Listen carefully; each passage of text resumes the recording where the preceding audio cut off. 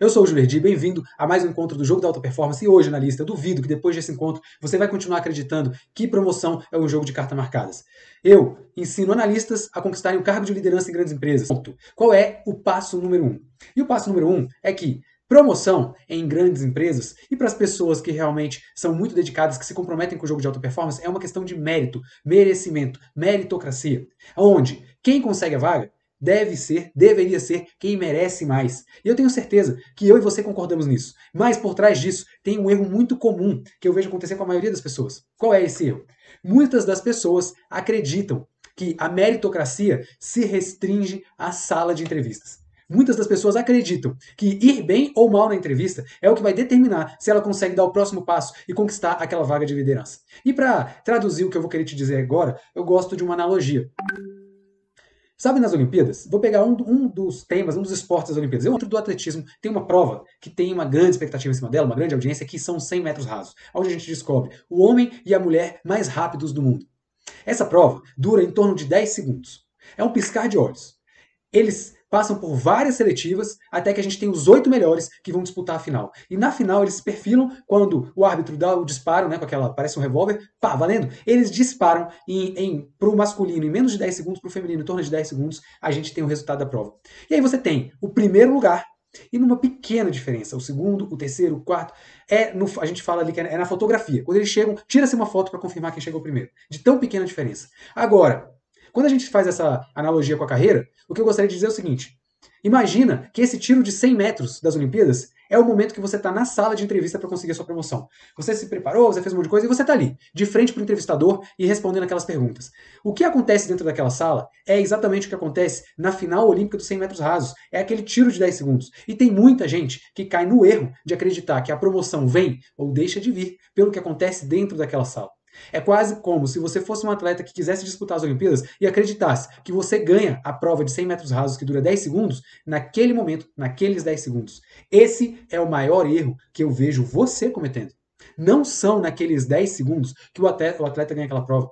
O atleta ganha aquela prova nos 4, nos 8, nos 12 anos antes.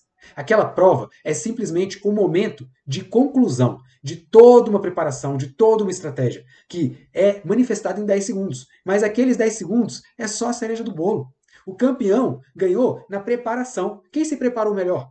Quem treinou com mais disciplina? Quem pagou mais o preço? Qual foi o atleta que acordou mais cedo e dormiu mais tarde, seguiu a dieta, abriu mão de festas, de réveillon, de encontros de família? Qual foi o atleta que pagou esse preço com maior consistência durante o maior período de tempo? Esse é o atleta que vai ganhar a prova. E não quem, durante 10 segundos, tiver uma melhor performance. Naquele momento, os 8 melhores do mundo estão completamente equiparados.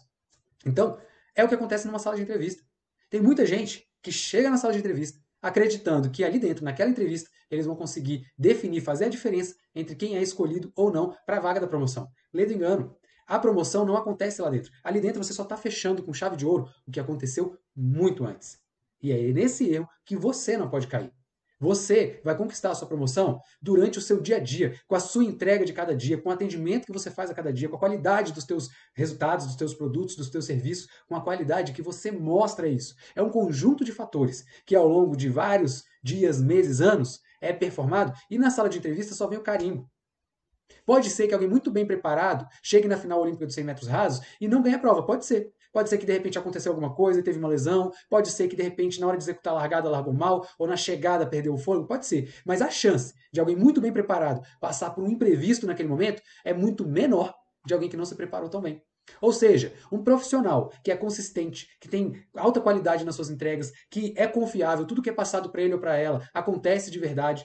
Um profissional que se destaca por fazer além do que está previsto na sua função, que se preocupa em olhar todo mundo como cliente, atender super bem, procura superar as expectativas, esse profissional tem muito menos chance de chegar numa sala de entrevista e se sair mal do que aquele profissional que vem na média, até entregando bem, mas na média. Média ou medíocre não é um xingamento ou um palavrão. É simplesmente uma palavra que representa onde a maioria das pessoas estão. Então alguém que está na média, está medíocre, aonde a maioria das pessoas estão, não deveria alimentar uma expectativa de chegar numa entrevista e ser o destaque nela. Porque ele não se preparou tão bem para ganhar aqueles 10 segundos dos 100 metros rasos. A vitória está na preparação, está na consistência, está no dia a dia, no que você entrega cada dia. Então, o primeiro ponto, para você que acredita que promoção é um jogo de cartas marcadas e que gostaria de meritocracia, eu estou contigo. Então, não caia no erro de acreditar que meritocracia é se sair bem na entrevista, no momento que a vaga da promoção surge. Você se sai bem é na preparação, é em tudo que antecedeu aquele momento. Assim como na final olímpica. Quem ganha não ganha nos 10 segundos dos 100 metros rasos. Eles ganham nos 4 anos anteriores, nos 8 anos anteriores de preparação consistente e disciplinada, de alta performance, com uma boa estratégia. É aí que está a vitória, é aí que se ganha esse jogo, certo? E aí, vamos para o segundo passo então. O primeiro ponto é esse. O jogo é ganho na preparação muito antes da entrevista, muito antes de quando a vaga surge. O segundo ponto é que se você não é a referência no dia a dia, não faz sentido. É uma ilusão você ir para uma entrevista acreditando, né, que você vai ser o escolhido, sendo que no dia a dia você não consegue se diferenciar da maioria, você está na média. Então a grande pergunta que eu quero te trazer, o erro que eu vejo você e outras pessoas cometendo é: como você tem se destacado hoje? O que você tem feito hoje de diferente para ser percebido como diferente? Se você não tem feito nada que te coloca num patamar de excelência, de alta performance, entrar numa sala de entrevistas acreditando que você vai levar, é se enganar, é se iludir. De novo, a vaga é conquistada antes da entrevista, antes de a promoção, antes de a vaga surgir. Ela é conquistada no dia a dia, na consistência, na excelência. Como você tem se diferenciado? Quais são os problemas que existem aí no seu trabalho, que todo mundo sempre fala dele em todas as reuniões e que ninguém ainda resolveu? O que você está esperando para encarar um desses problemas, matar no peito e começar a ter iniciativa e também acabativa? Porque iniciativa muita gente tem, mas nunca entrega, não conclui. Então aí você cai na média. Você não pode estar na média. Então, qual daqueles problemas você pode ter a iniciativa de assumir a responsabilidade e ir do começo até o final, acabativa, entregar com ganho e mostrar que você é diferente? E depois que resolveu o problema, resolveu outro problema. Qualquer que seja. De repente o problema é um problema de atendimento. Então, como você resolve esse problema e você atende melhor do que todo mundo? É um problema de controle? Como você resolve esse problema e você tem um controle melhor que todo mundo? É um problema de disciplina, de consistência? Como você resolve esse problema? E você vai para o próximo nível que as outras pessoas não conseguiram. É fazendo isso que aí sim faz sentido você alimentar uma expectativa de ir para uma reunião, para uma entrevista, ou quando surgir uma vaga, ser o escolhido. Aí você está sendo coerente. Mas esse é um erro. Muitas das pessoas não são. Não são coerentes. Elas andam na média durante muito tempo e vão para uma entrevista com a expectativa de vencer os outros candidatos. A chance é muito pequena. Isso pode acontecer, mas aí é o aleatório, é a loteria. E o que eu quero te ensinar é assumir o controle da tua carreira. É você ser o dono do barco da tua vida e fazer a diferença. Então, você tem que fazer a diferença todo santo dia, com estratégia. Como você quer ser percebido? Lembram do nosso bate-papo de terça-feira? Onde eu falei que você constrói a sua marca? Como você quer ser lembrado? A Apple não é percebida como uma marca que entrega status, alta qualidade, segurança porque não tem vírus e etc. Por acaso. Não é por acaso que eu penso isso da Apple e você também. A gente pensa isso da Apple porque ela construiu essa marca na gente. Somos diferentes, somos especiais, entregamos mais qualidade, entregamos design, entregamos status. Elas construíram essa marca. Ela fez a gente acreditar nisso e, com muita qualidade, quem comprou experimentou isso. E isso se tornou o atributo da marca. Você precisa construir o atributo da sua marca. Falamos muito sobre isso na terça-feira. Certo? Então temos lá 2 passos. A promoção, a vaga, não é conquistada na sala de entrevista. A sala de entrevista é só sua performance final. Ela é conquistada no dia a dia, na preparação, na consistência, se diferenciando, jogando um jogo de alta performance, estando acima da média. Segundo, não se engane. Não leve a vida, como diz o Zeca Pagodinho, não deixe a vida me levar, a vida leva eu. E acredite que no momento de conquistar uma vaga, a vaga vai ser sua. Porque não tem coerência nisso. E aí a gente vai para o terceiro ponto muito importante.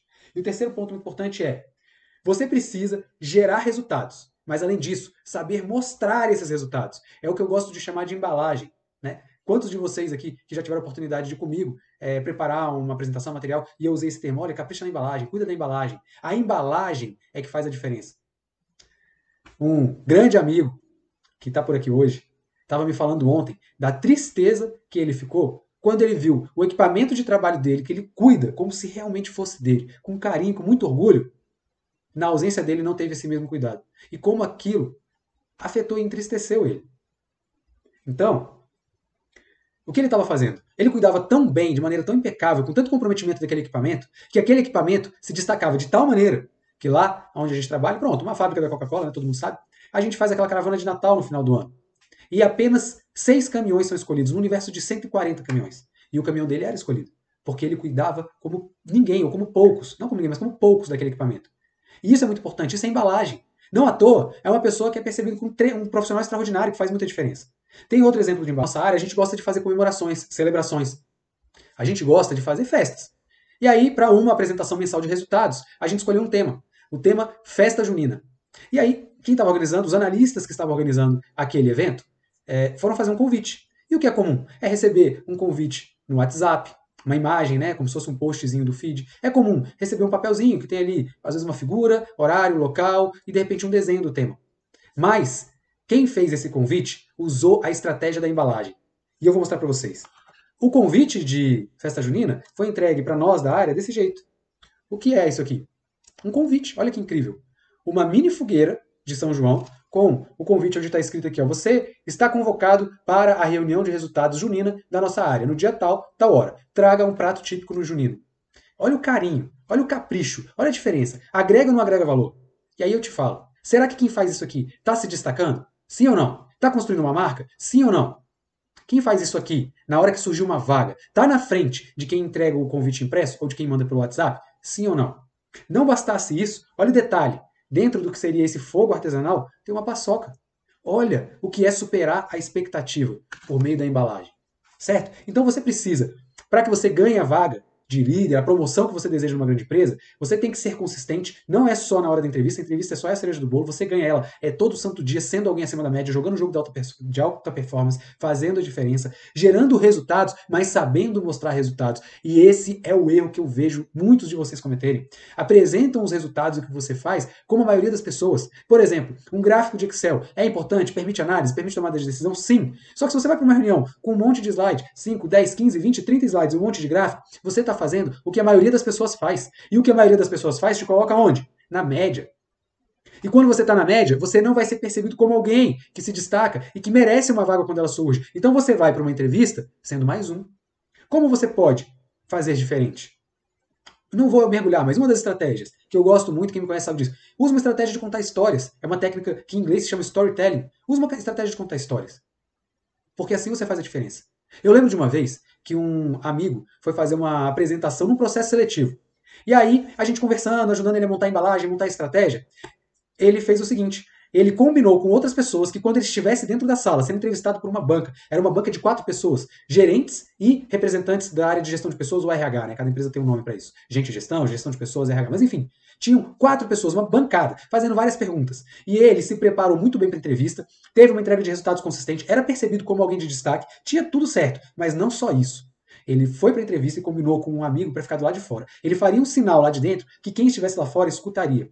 E sendo uma fábrica da Coca-Cola, o que ele fez? Ele combinou com essa pessoa para se vestir do urso da Coca-Cola, aquele do Natal. E essa pessoa entraria na hora com algumas garrafas de Coca-Cola gelada para ele servir para aquelas pessoas que estavam entrevistando ele, porque era uma entrevista para a área comercial. Olha que brilhante. Ele simplesmente estava lá dentro respondendo, e quando perguntaram por que você deve ser o escolhido, uma pergunta clássica, muitas vezes presente, né, no processo seletivo, ele fez o sinal, eu não me lembro qual era um sinal sonoro. Quem estava fora entrou e falou assim: porque eu visto a camisa, eu quero fazer o meu melhor, eu quero criar uma experiência nova, e eu quero mostrar para vocês que eu sou capaz de fazer a diferença. E ele ilustrou isso fazendo a diferença naquele momento. Um urso da Coca-Cola com Coca-Cola gelada, que entregou uma para cá e uma para ele, e ele falou assim: brindemos, né, vamos brindar. Fez um brinde. Marca demais. Consegue imaginar você sendo um entrevistador, vendo um monte de candidato que fez um monte de resposta boa e de repente um candidato que faz isso? É ou não é alta performance? É ou não é uma estratégia para se destacar? Então você precisa saber cuidar da embalagem. E sabe o que eu fiz agora? Eu acabei de contar uma história. Porque quando eu estava contando essa história, provavelmente você estava visualizando a cena. Você estava imaginando como foi. E quando eu faço isso, eu me conecto mais com você. Contar histórias é uma estratégia que conecta. Então, essa pode ser uma maneira que você use para vender, para usar uma boa embalagem e vender, entregar o que você está fazendo, como a maioria das pessoas não faz, se destacando por conta disso. Faz sentido? Sim ou não? Quarto, é você ser bom não só para você. E aí, a gente vai falar sobre saber falar no ouvido que o teu cliente escuta. Ih, Júlio, viajou. Eu não tenho cliente, não. Eu sou da área administrativa, eu sou da área interna.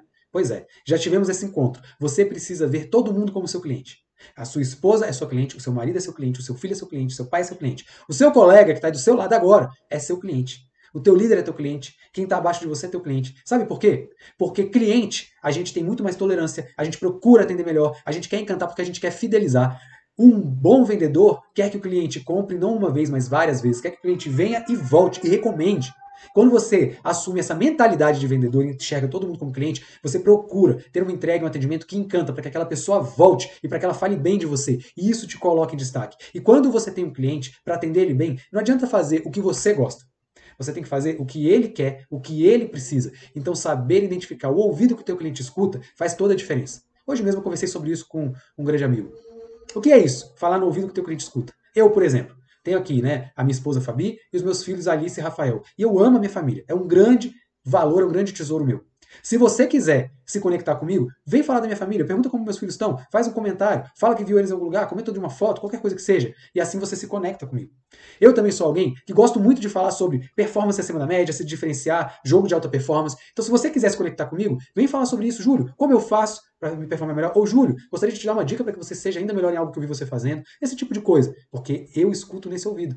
Certo? Agora, se você vier, por exemplo, com um determinado tipo de brincadeira para mim, casamento é aquela piscina gelada, né, que todo mundo que tá dentro fala, entra, tá quentinha, você já não vai se conectar comigo, porque eu legislo pelo casamento, eu amo meu casamento, sou feliz pra caramba. Então, isso não é algo que eu compartilho, assim, que eu me conecto. Você precisa entender o que o seu cliente quer. Quem é teu cliente? É o teu colega do lado?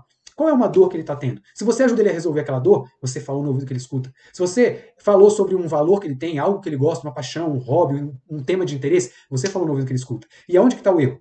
Muitas pessoas, a maioria das pessoas estão errando quando elas tentam fazer o mesmo tipo de entrega, o mesmo tipo de argumento, o mesmo tipo de apresentação para todo mundo. Só que nós somos diferentes. Então, se você quiser se conectar comigo, é diferente. Vou fazer um exemplo muito esdrúxulo aqui. Existem vários times de futebol. Aqui no Brasil, na categoria principal, na Série A, temos 20 times. Então você tem 20 tipos de torcedores diferentes. Imagina alguém querer vender para todo mundo, para todos os torcedores, uma camisa do Flamengo. Você não vai se conectar com o São Paulino, com o Palmeirense, com o Botafoguense, com o torcedor do, sei lá, do Internacional, etc. O que você tem que fazer? Quer vender para o torcedor do Botafogo? Tem um tema ligado ao Botafogo. Quer vender para o torcedor do Palmeiras? Tem um tema ligado ao Palmeiras. Quer vender para o torcedor do Flamengo? Sim, tem um tema ligado ao Flamengo. Agora, se você oferecer camisa do Palmeiras para todo mundo, do Flamengo para todo mundo, do Botafogo para todo mundo, uma parte vai receber bem, a outra parte não vai gostar nem um pouco. Será que você não está fazendo as suas entregas, os seus atendimentos dessa maneira? Por exemplo, olha só, vou te contar uma história que vai ilustrar.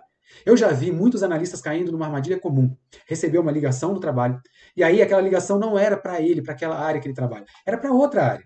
Só que de repente era um cliente externo, ou era qualquer pessoa, e todo mundo é teu cliente. Aí você atende aquela pessoa e fala bem assim: ah, você quer falar com, sei lá, com o almoxarifado? Não, aqui é o RH.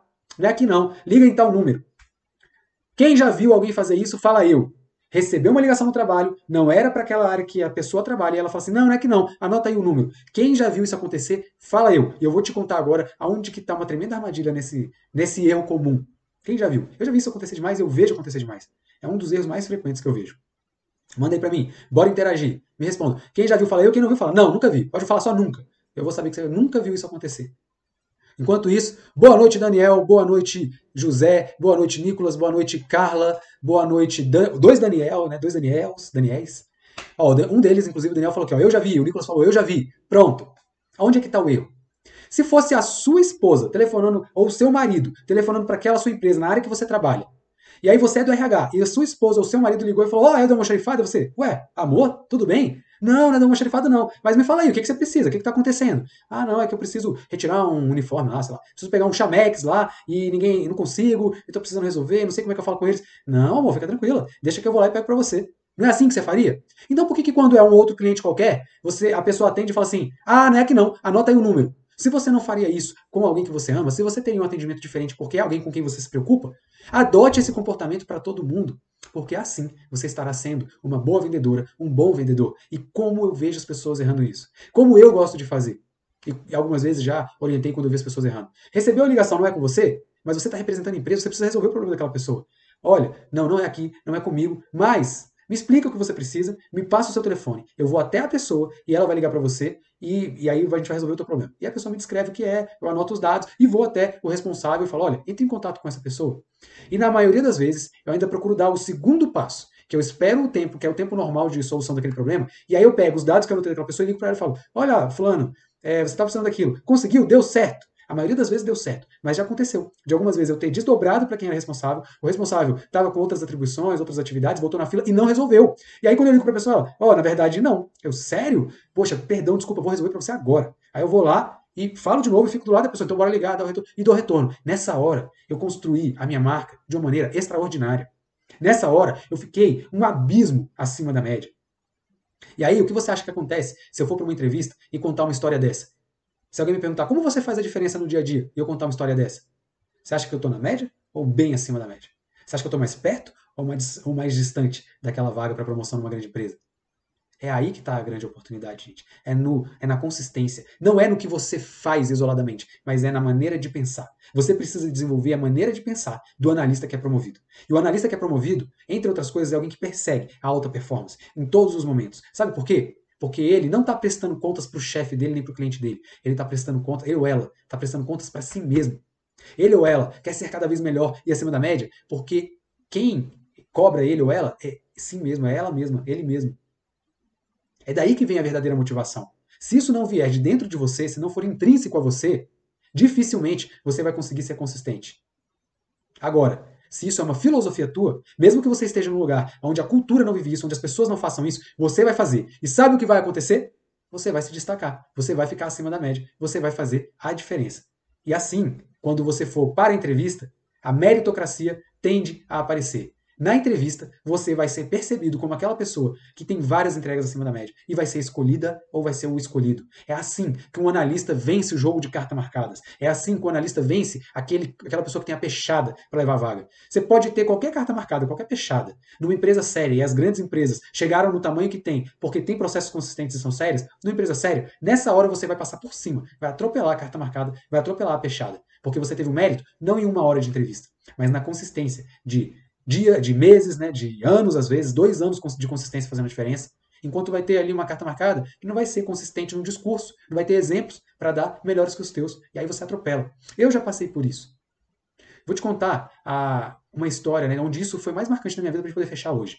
Eu estava na Ambev, né, a companhia cervejeira, na época, né, tinha virado a maior cervejaria do mundo com as aquisições, etc. Uma empresa super competitiva, cheia de processos, e tem lá que toda vez que abre uma vaga, primeiro faz o processo seletivo interno, para se não preencher internamente, abrir externamente. Eu era supervisor de carregamento. Eu, como analista, já tinha mirado onde eu queria chegar, tinha conseguido dar esse passo de supervisor e queria continuar crescendo, queria ir para a função de coordenador e estava pagando o preço. Eu saí de analista para supervisor numa função de líder do carregamento dos caminhões de madrugada. Começava às 10 da noite e acabava às 6 da manhã. Então eu começava minha jornada no domingo, às 10 da noite, e trabalhava todo santo dia até o sábado, 6 da manhã.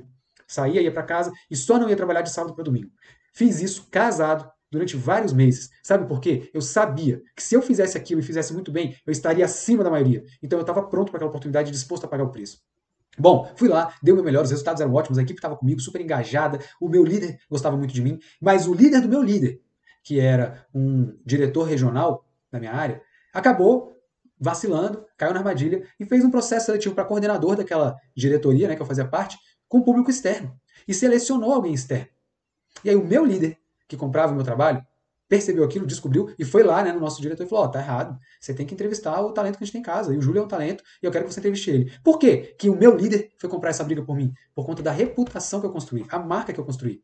Eu nunca fui aquele cara que estava trabalhando à noite e reclamava que de madrugada dá sono, que de madrugada é frio, que você está sozinho, que quando surge um problema não tem ninguém para te ajudar. Você é o número um daquele prédio, daquela organização naquela hora. Eu nunca reclamei disso. Sabe por quê? Porque isso era oportunidade. Reclamar disso era cair na vala comum. A maioria das pessoas que fazia aquela função reclamava exatamente disso. Eu vou querer ser reconhecido como uma média? Como é que eu, sendo a da média, eu vou conquistar a minha próxima vaga? Então, não. Caramba, tem que trabalhar à noite é frio. Ah, é frio nada, me dá um casaco aí, é de boa, a gente faz um café quente, faz uma brincadeira, vai ser até bom, calor humano. Sempre olhar pela perspectiva mais positiva. Você pode até falar: ah, Júlio, isso aí é hipocrisia. Eu não acho que é hipocrisia, eu acho que é uma escolha, uma filosofia, e eu escolho sempre viver assim. Eu quero ser feliz, eu não quero ser triste. Então, enfim, eu procuro ver essa perspectiva positiva e fazer isso. E aí construir uma marca que o meu líder quis ir me vender para o meu diretor. E ele cavou a entrevista. O processo já tinha sido fechado. A vaga era para coordenador regional no prédio que fica aqui em Brasília. A regional que eu trabalhava, que é a Centro-Oeste, cuida das unidades do Centro-Oeste. Já tinha sido selecionada uma pessoa de fora que ia ficar com a vaga. Quando o meu líder conseguiu marcar a entrevista para mim, sabendo que já tinha um candidato escolhido, eu falei: bom, é o seguinte, eu dei o meu máximo. Eu tenho um resultado para apresentar. Eu tenho história para contar. E outra, eu sei que quem vai me entrevistar já escolheu uma pessoa. Então, quer saber? Eu vou botar para F nessa entrevista. Eu vou arrebentar. Desculpa a forma de falar, mas eu vou entrar lá e vou arregaçar. Por quê? O não eu já tinha um candidato escolhido. E eu me preparei, eu me lembro como se fosse hoje, num grande salão onde ficava toda a diretoria, coordenadores, supervisores daquela regional, eu esperando ser chamado para entrevista. E eu tava ali, ó, mentalizando, falei: cara, eu vou destruir. Eu preparei, né, lógico, me preparei, fiz as possíveis perguntas, as respostas que eu daria, a história que eu queria contar. E eu lembro como se fosse hoje, porque foi um dia muito marcante. Quando eles me chamaram para entrar na sala, só tinha lá o diretor regional da área que eu fazia parte. Sentado numa cadeira, numa mesa comprida, ele olhou para mim e falou: senta aí e tal, me recebeu super bem, com educação e tal. Ele falou assim: então, me fala um pouco sobre você. Foi a única pergunta que ele me fez na entrevista. Porque na hora que ele falou, me fala um pouco sobre você, eu atropelei ele. Eu falei quem eu era, de onde eu vim, os resultados que eu já tinha feito, qual era o meu plano de carreira, em qual estágio eu estava, quais funções eu queria ocupar para chegar aonde, por que eu fazia diferença, qual era a minha filosofia de liderança de pessoas, como eu usava minhas estratégias para bater metas que não estavam sendo atingidas, aonde que eu queria chegar e por que eu deveria ser o escolhido. E eu fui mandando. E eu senti que no começo ele que não me conhecia, sabe quando ele foi tipo escorrendo na cadeira, como se eu estivesse jogando ele para trás? No final, ainda botei uma banca. Que naquela época eu fazia MBA na Fundação Getúlio Vargas. E tinha aula sexta-noite e sábado de manhã, se não estou enganado, quinzenalmente. E eu ainda falei para ele assim, e quero sim a vaga agora. Eu sei que essa vaga tem que viajar muito, né, para visitar as outras cidades da regional. E eu não vou colocar o meu MBA em risco. Então é meu único requisito. Dias de aula, eu não viajo, eu tenho que estar em Brasília. A vaga é minha, eu sou o melhor para isso, ninguém vai fazer tão bem como eu, mas eu não vou deixar de estar nas minhas aulas, ok? Mandei para ele. Ele gostou, escutou, depois fez um rápido bate-papo. Ah, obrigado, saí. Sabe o que aconteceu? Adivinha? Ganhei a vaga. Mas não só isso. Viraram para mim e falaram assim: olha, existem duas vagas. Uma para Brasília, coordenador da Regional Centro-Oeste, e uma em Porto Alegre, coordenador da Regional lá do Sul. Qual você quer? A que você não quiser, a gente vai passar para aquele candidato externo que tinha sido escolhido. E aí? Será que faz a diferença? Sim ou não? Você acha que eu ganhei essa vaga naquela 1 hora de entrevista? Claro que não. E aí vamos falar, para quem acredita que tem carta marcada ou peixe, o candidato já tinha sido até escolhido. Mas eu construí a minha reputação, os meus resultados ao longo do tempo. Ao invés de falar o que a maioria falava, eu agi como uma minoria agia. Eu não era um portador de problemas para o meu líder. Eu levava solução. De tal maneira que o meu líder quis comprar, entre aspas, a briga com o líder dele, o nosso diretor regional, para falar: não está certo, não fecha essa vaga. Você precisa conversar com o nosso talento interno, que é o Júlio. Então eu ganhei muito antes.